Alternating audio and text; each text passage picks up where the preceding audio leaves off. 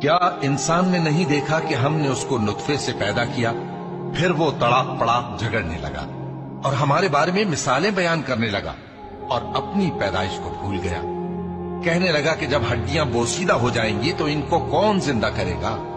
کہہ دو کہ ان کو وہ زندہ کرے گا جس نے ان کو پہلی بار پیدا کیا تھا، اور وہ ہر طرح کی تخلیق کو جانتا ہے۔